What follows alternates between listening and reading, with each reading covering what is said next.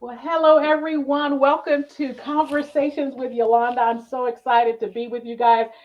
We were so excited. We even started the podcast before we went live. So we thought we better jump on here and continue this conversation because it is so powerful.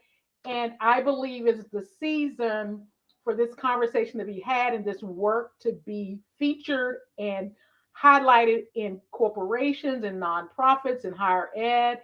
And Yes. so, Stephanie, I was going to say, it's almost Dr. Stephanie Kirkland. Almost, Yes, almost. Just a couple of months to go. yes. So I'm saying Dr. Yeah, Stephanie Kirkland.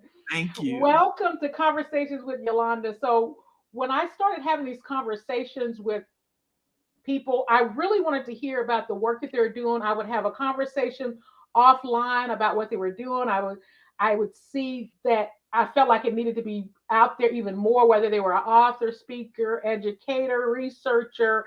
I just felt like uh, a lot of people are, we watch the movie Hidden Figures. Yes. Sometimes these people are hidden and need to be highlighted. And so that's why I have you here today. And I'm excited about the conversation we're going to have. And so I'd love for you just to start off just introducing yourself to those that will be listening and watching so that they'll know a little bit about who Stephanie is. Okay. Well, my name is Stephanie M. Kirkland. I am a leadership, but it's focused on identity, right? We talk about that all the time. So I consider myself an identity centered leadership coach and consultant. I'm a researcher. I'm an executive coach. I do corporate training. So all of these components wrapped up together around this conversation of identity and understanding that successful leadership begins with identity. There's a researcher that says leadership work is identity work. I just love that, right? So we Yes. cannot fully be who we are called to be as leaders until we do self leadership, Mm. until we develop who we are and show up as the greatest expression of ourselves. And so my research is even around that. My focus is on how do we prepare current and emerging African American female leaders for where it is that they're going and what that looks like within the spaces that they're already in, whether DEI works or not. That was one of the premises of my conversation. So, how Yes. do we support that?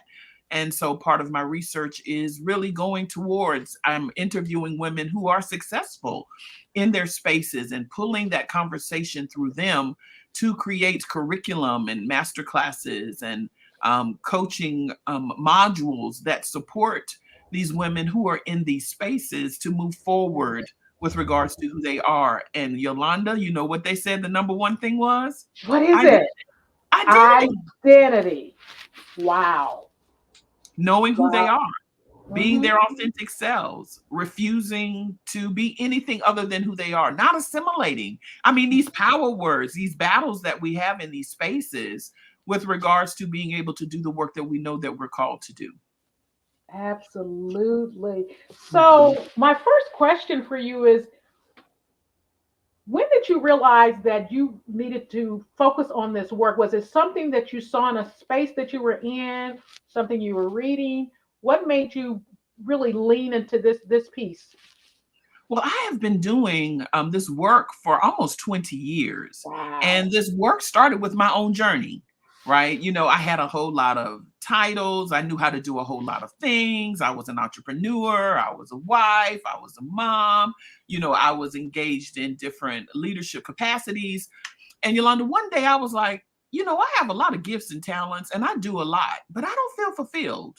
And I'm like, Mm. I don't believe that I have tapped into my purpose. And this is when I was in my, my late 20s, my early 30s. And I'm like, I haven't tapped into purpose yet. And, as we transition in these different seasons of our lives, ththese questions show up, right? As we Mhm. move from one decade to the next. And that was my point of reference. Like, I'm not fulfilled. I have a lot. Am I showing up the way I'm supposed to? Am I who I'm supposed to be? What does this look Mhm. like?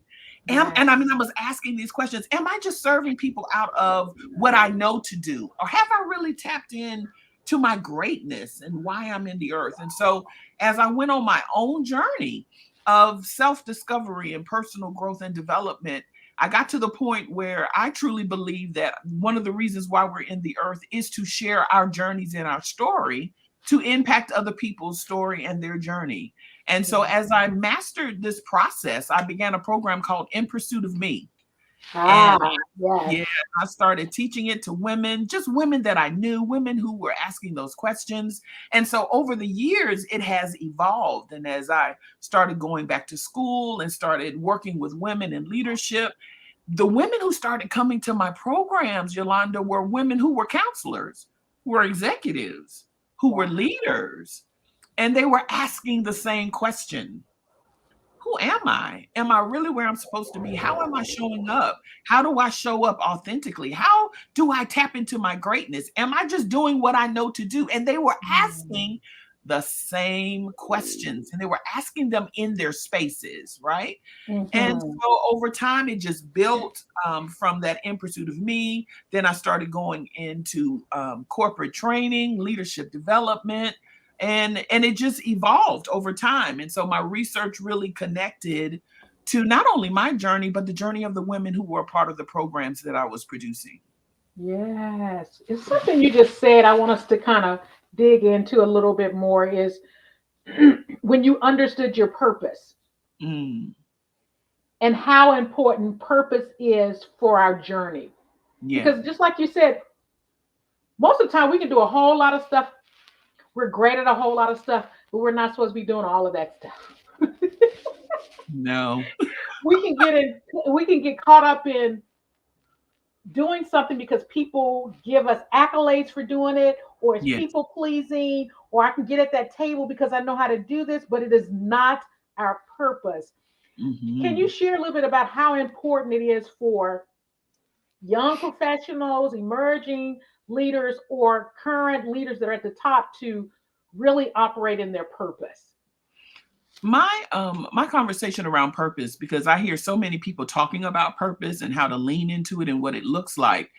And so, as you know, me being the researcher that I am, I went down the rabbit hole and I was like, what really is purpose? And so I have come to the conclusion, and I would love to hear us talk about it, is for me, purpose is the message my life is called to speak. I It need is you to not, say that one more time. I need you to say that one more time. That's powerful. yeah. So for me, purpose is the message my life is called to speak, not the conduit in which it flows. Girl. Because we can get caught up in the conduit. I can get caught up in a title. I can get caught up, am I a teacher? Am I a preacher? Am I a worker? We get caught up in the titles or the conduit in which our purpose flows. Yes. Instead of again going back to identity. Who am I? What is my message? Where is my victory? How Yes. has that shaped me? Because that's where our authority is, right? That's where our anointing is. That's where our impact is. It's connected to our story. Yes. So, part of my program was that. What is the message? What is your life message? Because it will follow you no matter where you are, no matter what you're doing. And then you'll have more impact, right? Because you have that knowing on the inside of you that this is how I'm supposed to be showing up, irregardless of where I am. And that Yes. gives us more authenticity, that Mhm. gives us more directive, and that makes us more assured of who we are in spaces. Mhm. Yeah. Wow. That is so good. I know you've done work in corporate, you've done work in higher ed and nonprofits and entrepreneurship. Tell me a little bit about. I know you've been doing some research. What are you seeing that's those missing pieces? We're not gonna give it all away because we need them to call you and set up a time for you to come in and work with them. So we're just gonna give them a little bit. But Yeah. what is maybe one or two things that in your research you're seeing that's missing that corporations need to tap into and bring someone in like you to be able to flush that out within their culture? What's missing is the identity work, allowing people to be who they are. Because we know in all of these different structures, we have been trained towards a prototype leadership model. So, part of my master's and part of the doctorate work that I'm doing is focused on organizational leadership. And so, what has been missing is we have been pushing people towards an assimilated view of what a leader is instead of tapping into the resource of who that person is by allowing them to be who they are, supporting who they are, and then having an agenda that difference is unity and difference makes us money. Because research shows us that when we allow people to bring the greatness of who they are to the table, their perspective, their way of engaging, and we stop looking at difference as something that breaks down corporate structure or organizational structure, and it doesn't matter what realm we're in, and begin to look at difference as something that builds us, that gives us width, it gives us depth. It gives us more ways of engaging our products and our services. It increases productivity because now we are allowing people to be who they are, their authentic and true self, growing in their understanding of who they are instead of trying to package them into what is already inside of our companies and structures. And so, what happens is when we make people assimilate with our leadership guys or looking for particular things in a particular way because it's who we are, right? Not who that person is, and begin to draw out of them what makes them who they are and why they are really in our space. It is their difference that we want. It is their perspective, even though it is not ours. And we need to reshape what unity means. Unity does not mean the duplication of everyone being the same, acting the same, and showing up the same. That is not unity. We need to create unity around the corporate mission, around the corporate value, around the goal and the objective. And when we begin to do that, then we expand how we impact, where we go, what we can do, the avenues that are available to us with our products, because we have more than one view. And that's the power of identity. That is the power of difference. And that is what we need to do, moving away from prototype leadership, because a part of my research is really looking at African American women, and research says that we're non prototypical. So Mm. we are considered, based on research, non prototypical. But then you bring us into a prototypical company or organization, we will begin to lose sight of the greatness that is right in front of us. So we might see the resume. There's this sentence, this statement that I love. Then we are visible to be invisible. That's what Mm. happens. So you might meet your quota, your D&I quota with regards to percentages of who's in your space, but then I am made invisible. My impact, why you brought me to the table, will no longer be significant because you can't see my value because you're only looking through a prototypical lens. Wow. Powerful. Yeah. I always tell people if I look at your company and I see the same type of people all the way through the corporation, Yes. you're missing a whole segment of people that you could be reaching because Yes. those people don't even know how to reach them. No. No. Why do you think that corporation leadership struggles? Because a lot of what's coming out of their mouth, and we've seen it the last couple of years when we saw upheaval in different communities that companies were posting they're going to be looking at DEI, they're going to be doing the work. Mhm. And I think they do the surface work. Yes. They Like you do the just mentioned, education. they'll bring people of diverse cultures into Yeah. the space, but then they don't do the hard work of making sure they're utilizing those gifts of those diverse cultures in their corporations. Why do you think they struggle with that? Because it goes back again to identity. I mean, it goes back to identity, right? Because you have a particular perspective, and I tell people all the time, D&I work is not training work. It is perspective work. It is changing who you are work. And that's why it's hard, Yes. because I have to do self-examination of myself to really even reprogram my understanding of people, my perspective.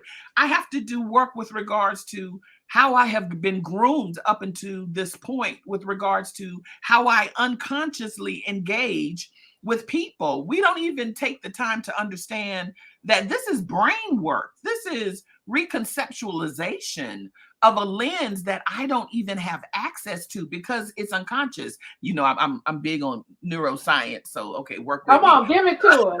Give us that brain work. Yes. And so most people don't understand that the majority of our engagement is in our unconscious mind, is in our subconscious, it's in our primitive brain, right? And so we're engaging over 90% of our engagement with people is unconscious, Yolanda. And Yes. so when we're in these spaces and we think that we are being intentional and we're functioning consciously because we see a Black person, we're not even thinking about the narratives that have been created unconsciously in our brains with regards to how we deal with people, what we think about people. And because of that, because there is a disconnection with understanding really what is actually going on and what needs to change to create belonging, to create Yes. inclusion. It is first the individual work before it is group work. And so what we try to do with D&I is we try to stay, and we don't even realize that we're staying safe, but we're doing Google work. Yes. We're Yes. talking definitions.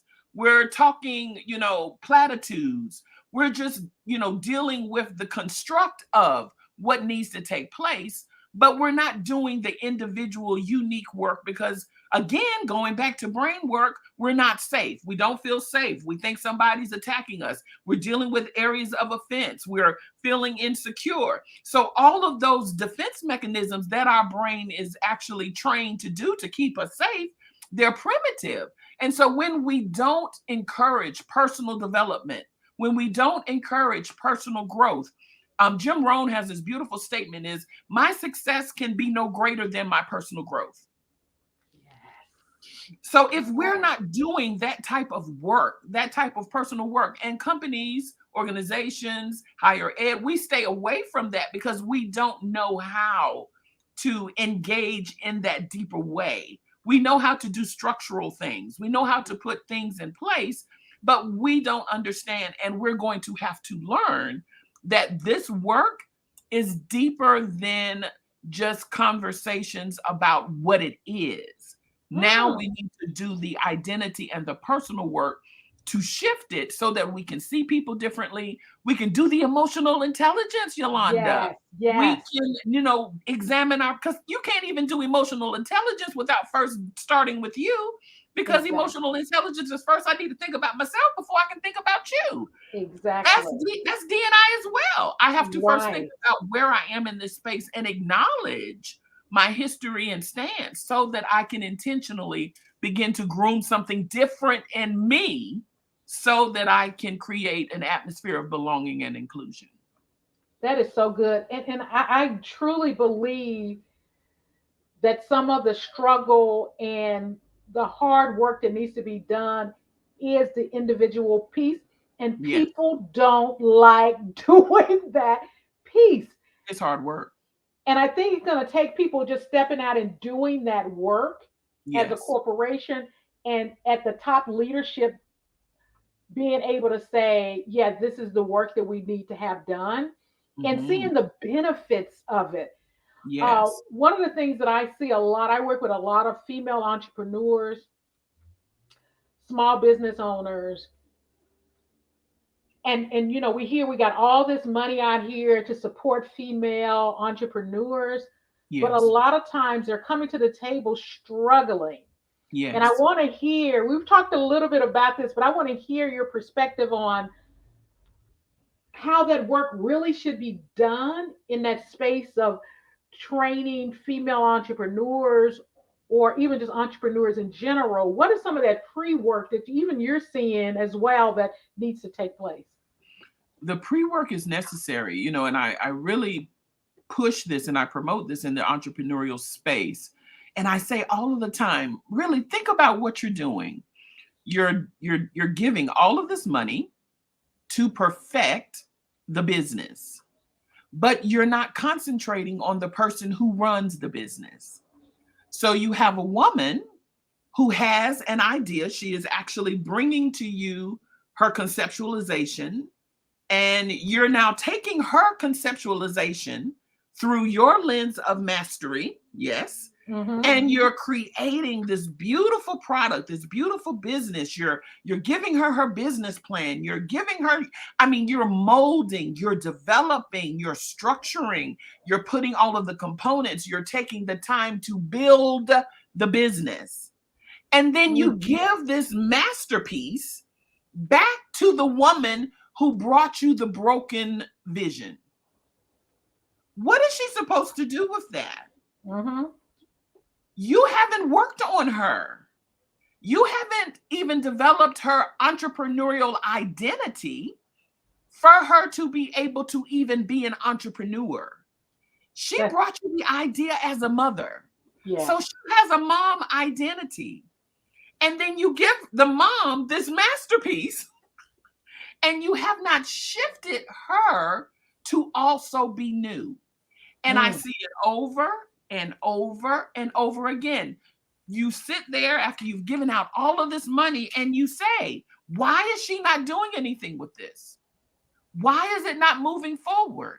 Why are we not having the elevation with regards to this? The business is perfect. We've done it. We've done it.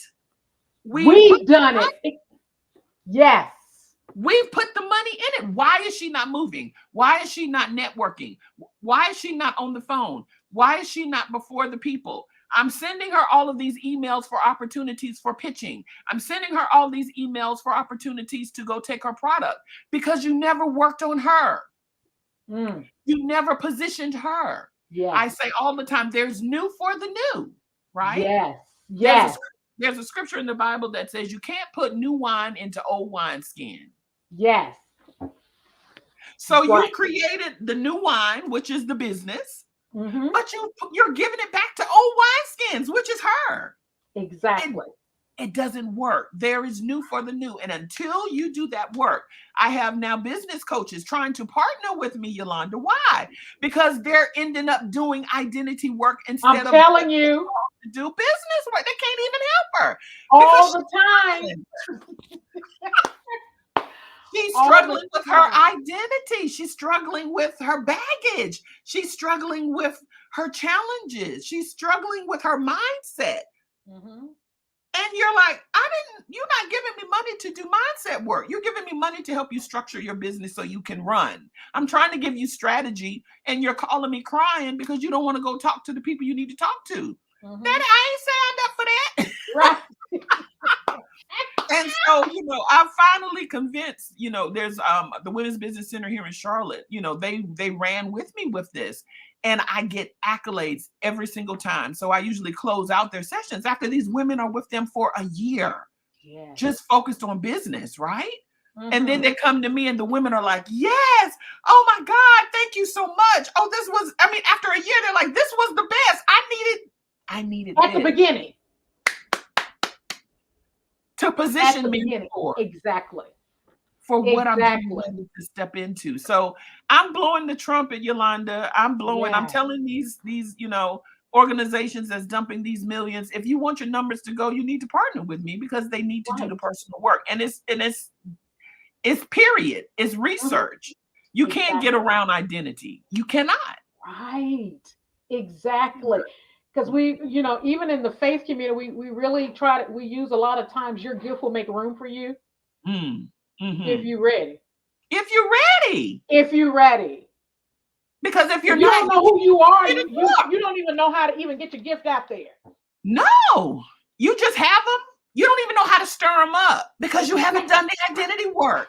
And you think God is going to stir them. He doesn't stir them. He says, stir up. You stir up. You renew your mind. You do. We are responsible for that work.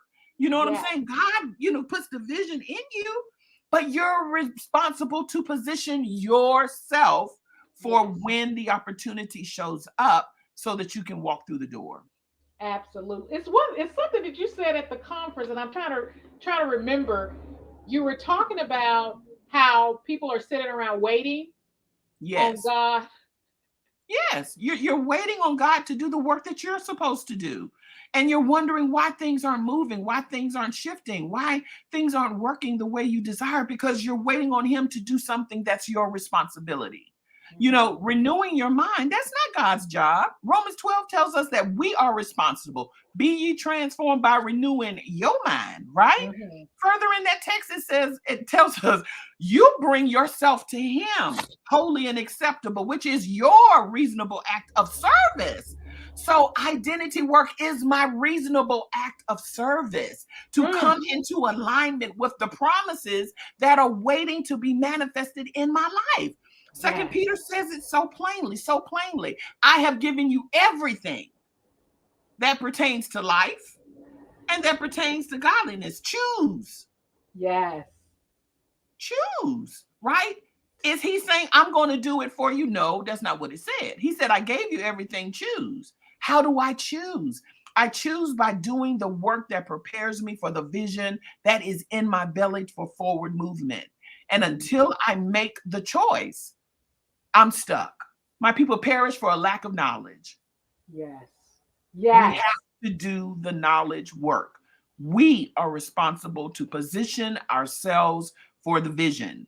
And that is identity work. That is Mhm. you getting your mindset right, you getting your heart right, you removing the baggage and the limiting beliefs that have kept you from moving forward to this point, you doing the personal development, self leadership work. So when the door is open, and this is important, Yolanda, you can see Uh-huh. the door.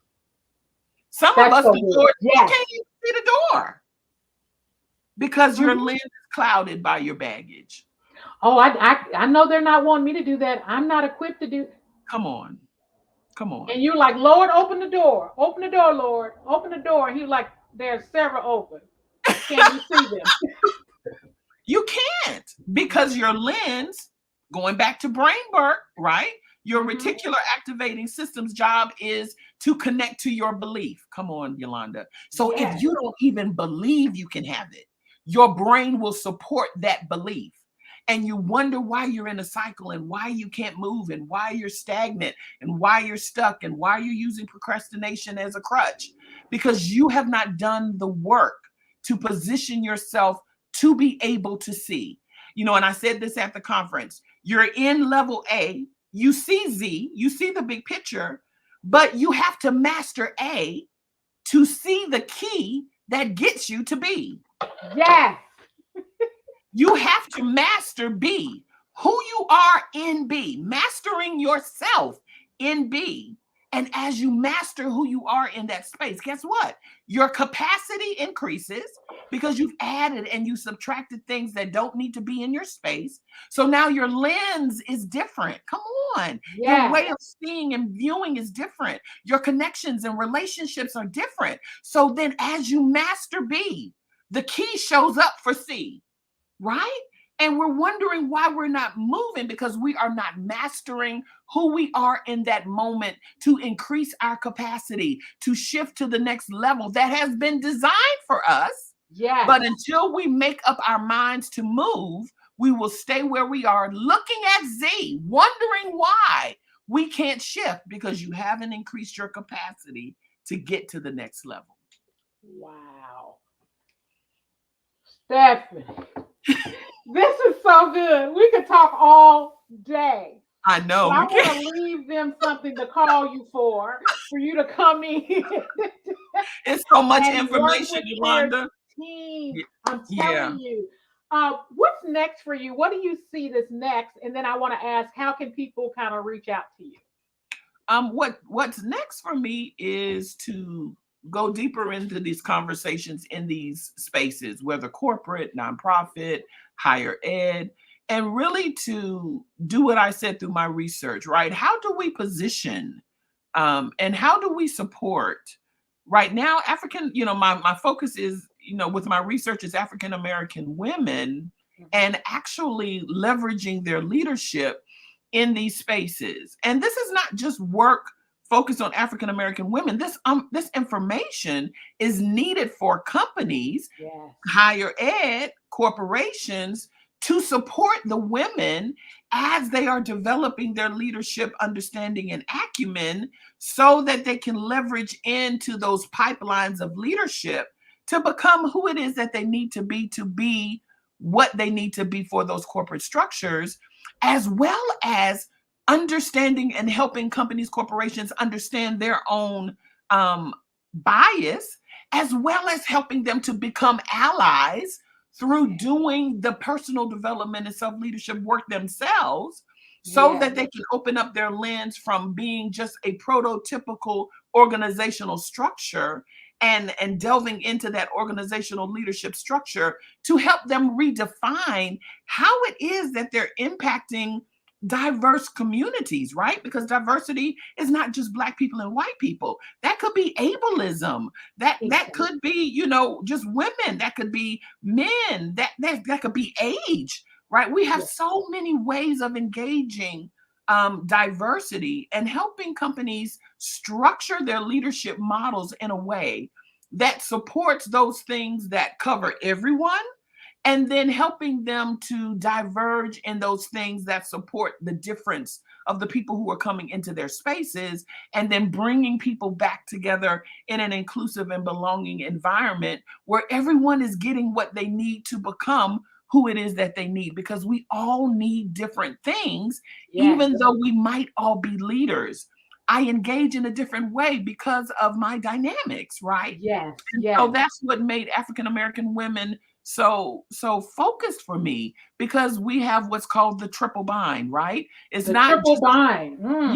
not just us being women, not just us being female, but there's these dynamics of all three aspects of who we are. We're Black, we're women, we're leaders, our gender, all of these pieces come together to make us who we are. So you might Mhm. have a white woman who's in leadership who only comes with that bind with regards to gender and dealing with that prototypical narrative, but I have three. So Yes. that race component, that piece is necessary to be addressed, so that I can show up the way that I need to show up in spaces. There's so much. And there's a conversation around Asian women, there's a conversation around Latin women. And I'm just saying women because that's just the space that I'm currently in, that Yes. needs to be addressed to support them coming into that leadership pipeline that supports who they are and how they're showing up in their spaces, as well as helping companies see the difference. We are Yes. not just people of color. Within that generalization, there are things that need to be addressed that make us stand out individually, that we need to do something about. Absolutely. This work is so needed. That's why I wanted us to have this conversation today. Yes, How yes. can people reach you? What are the ways are online, your website? How can they get in touch with you? They can get in touch with me. I'm on LinkedIn, Stephanie M. Kirkland, and you'll see MAOL. So that means just a Master of Arts in Organizational Leadership. There's a lot of Stephanie Kirklands on. On LinkedIn. But you can reach me on LinkedIn as Stephanie M. Kirkland. You can reach me on Instagram, Stephanie M. Kirkland. You can also reach me by my company name, identitydynamics.net. And you can do that on Instagram, Identity Dynamics. And I just look forward to connecting and just creating these conversations, these opportunities to speak, to do workshops, to begin that conversational dynamic, whether it's being on a panel, whatever that lens that is needed as we begin these conversations of stretching and expanding and growing together. I am open and available to do. Absolutely. I'm going to be putting your name out there. So if Thank you. somebody calls you and say, Yolanda said, we need to talk to you, you say, yeah, you do. You do. I was gonna say you do. You do. And I will include all of your contact information on the Thank podcast you. page so that they can reach out to you. But I Thank want to you. thank you again for joining me today. We will do this again. I Please. just see roundtable conversation. Oh These yeah. corporations need to bring you in just for a roundtable with women in leadership. Um, Yes. and funding that for us to do that. So I just look forward to continuing to work with you and have these Thank you. conversations because I I I definitely feel that it's needed. It This is is. the season for it. It's actually late, and God has positioned you in this place at this time in this space to make sure that this message is out there for those that need it. And I'll Yes. be right along behind you, cheering you on and pushing you out there, like, go, girl, go.